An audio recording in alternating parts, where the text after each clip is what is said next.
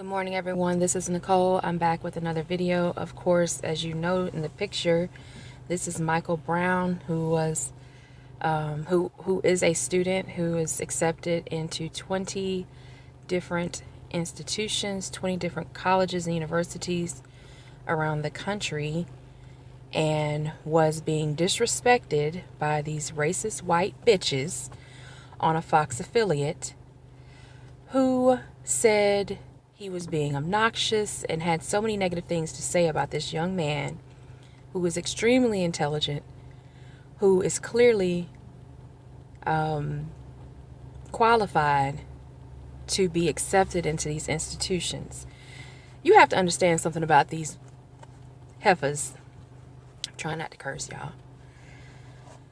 They ain't really smart, okay? Just because you're on the news doesn't mean you're smart. I mean, I remember on 5150, Darlene, it was a long time ago, one of the episodes, Darlene was saying, they were talking about some dumb white broad who was reading off a teleprompter for ESPN. She's like, who do you think you are? I mean, all you're doing is reading teleprompter. Wow, you think that means something? Same thing for Fox, CNN, MSNBC, all the rest of y'all. You're reading a teleprompter.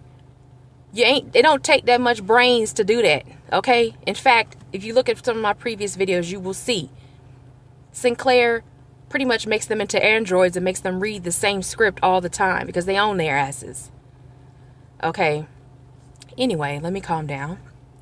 So this black teen, young man, Michael Brown, the fact that they talk so negatively about them shows that anything that black people do, anything that a melanated black person does, who knows themselves, who does something that is respectable, does something where they're successful without their help, without the need for a white person to adopt them or take care of them, they have a problem with that. I have a problem with the fact that they would even open their mouth. You need to go open your mouth and do what you was doing before you came on the newsroom, before you came to the desk. Do what you did to get you the job, okay? And you already know what that is. Wipe your knees off, wipe your mouth off. Okay, don't worry about this little boy and what he got going on. I don't like the fact they took this picture of him. They couldn't crop out the bottom of his shirt that's untucked, where he looks unkempt and uncouth. They do things like that to make us look a certain way in the media. He's accepting an award probably at church from the crosses in the background. But they couldn't crop out the bottom of the picture. Like this, for instance. You can still see that he has an award. But when you have the picture this way, he looks sloppy and unkept. Like his parents don't know what the hell they doing. I didn't like that either. Tanisha, you could have done something about that because you wrote this article from Atlanta Black Star. Anyway, let me go on before I get worked up.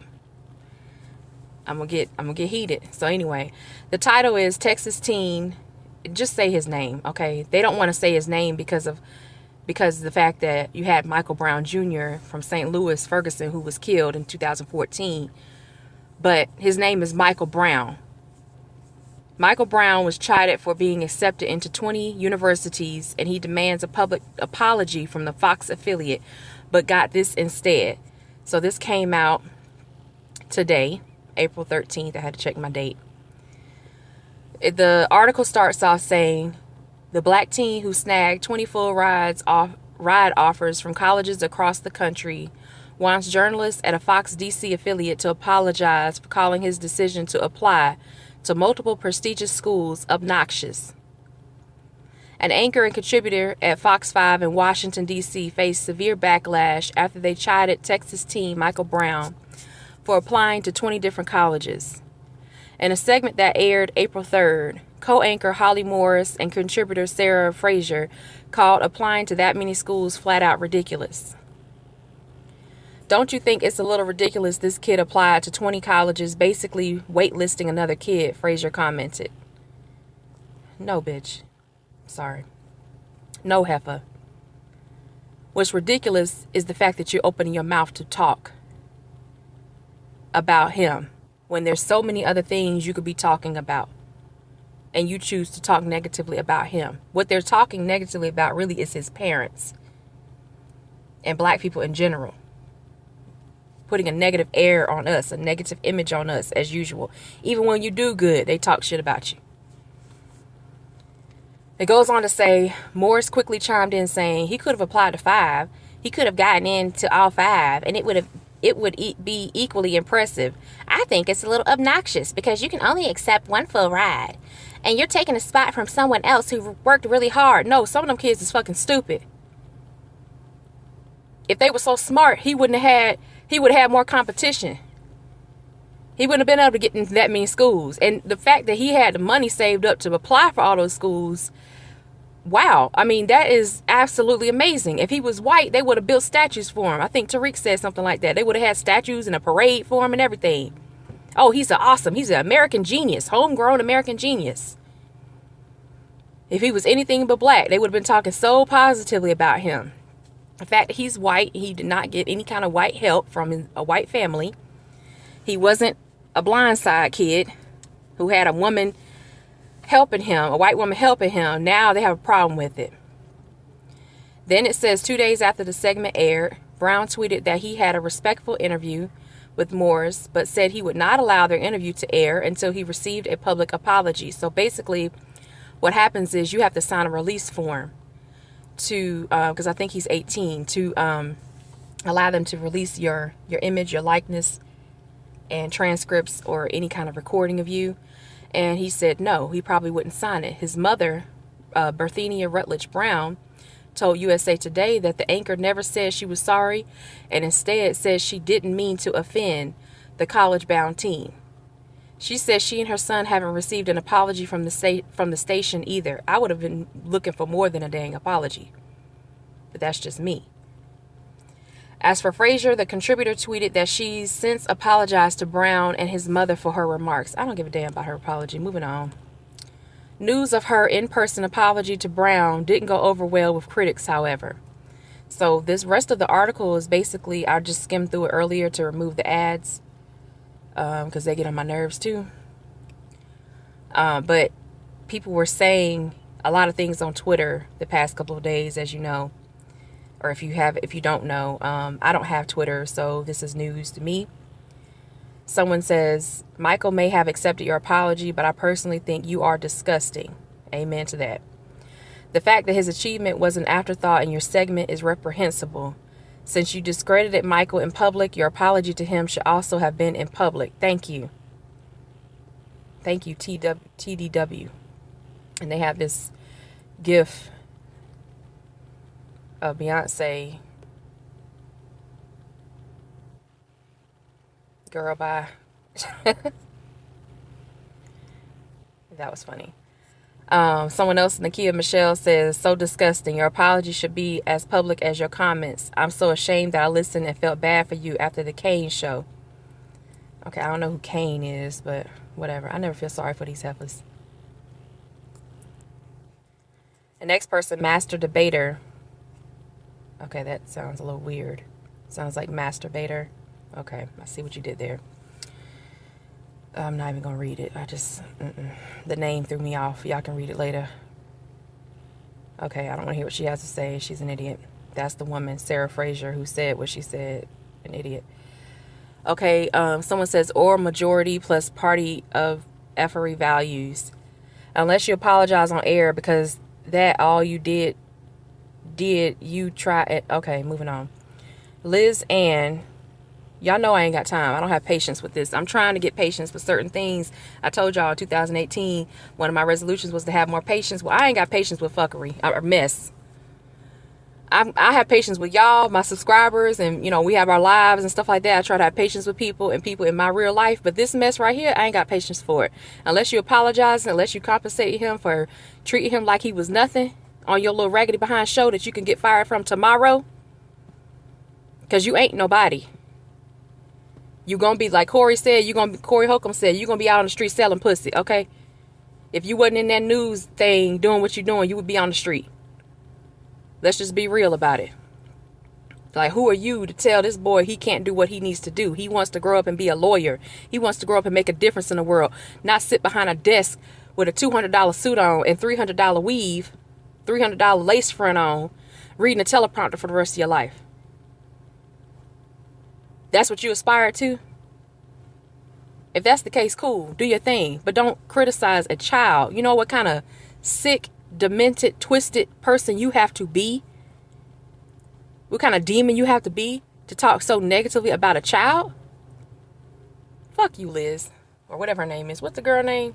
Sarah. Fuck you, Sarah Fraser. Liz says, where is the on-air apology? It was gracious of Michael to accept your apology. Maybe you should do a profile on him and interview him about his hard work that impressed 20 colleges enough to give him full rides. Exactly. That was a very good tweet. Yes.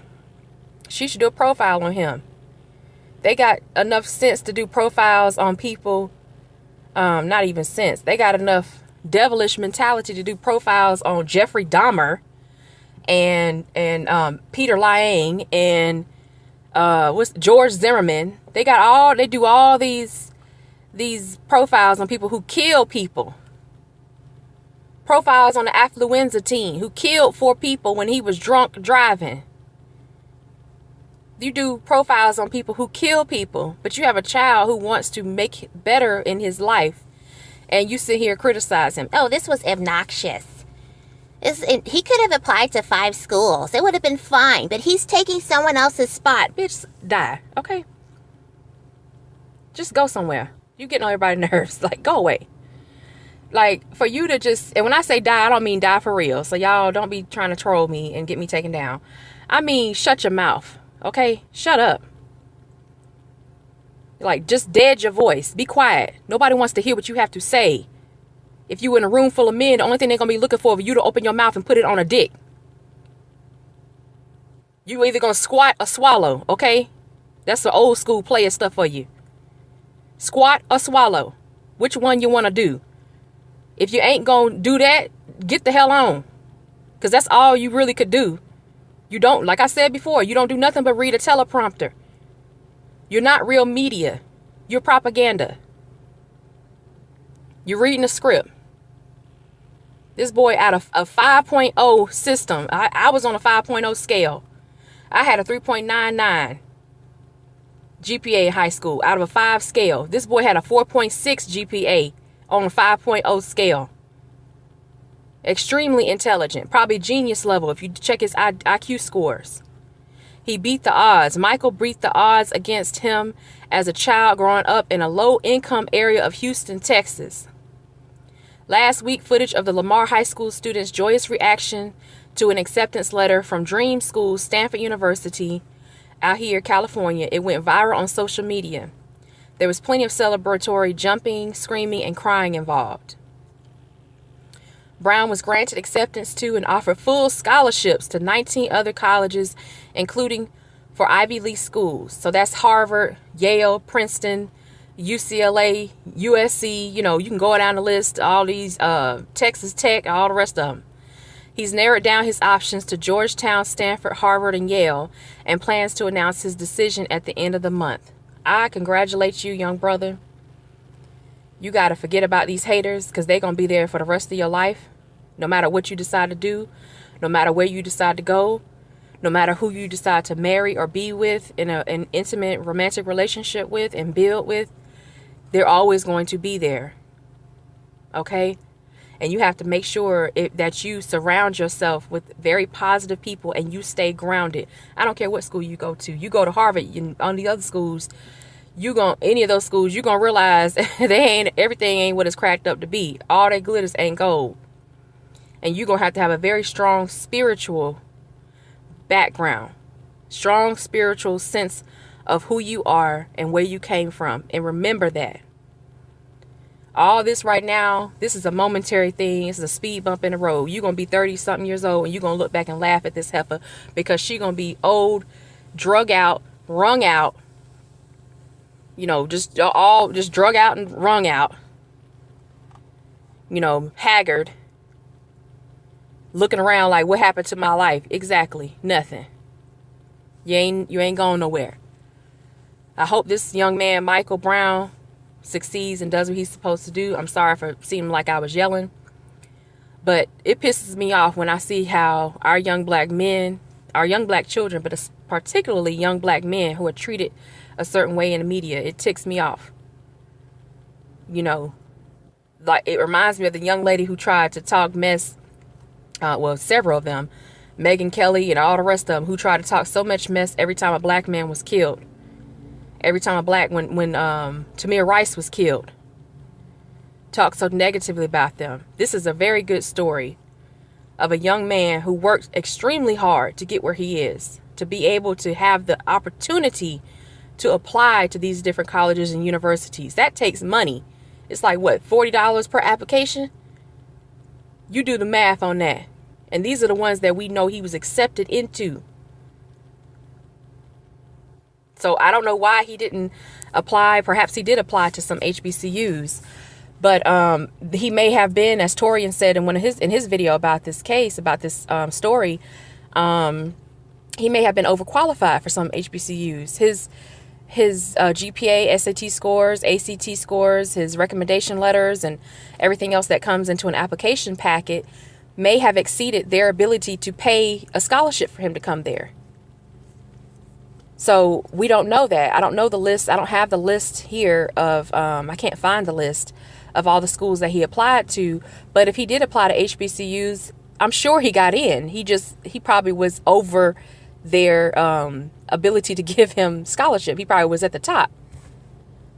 So regardless of that, this young man deserves our accolades. He deserves our praise. I hope that people go to his Twitter or any of his social media and give him the utmost, congratulations and praise, and pray for him, pray for his family, that they're able to make a good decision, and that they're able to help him, guide him through the rest of his life and his career.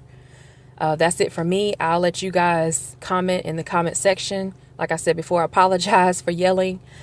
It just really pisses me off. If it doesn't piss you off, then something's wrong with you. If what they said about this young man don't piss you off, something's wrong with you.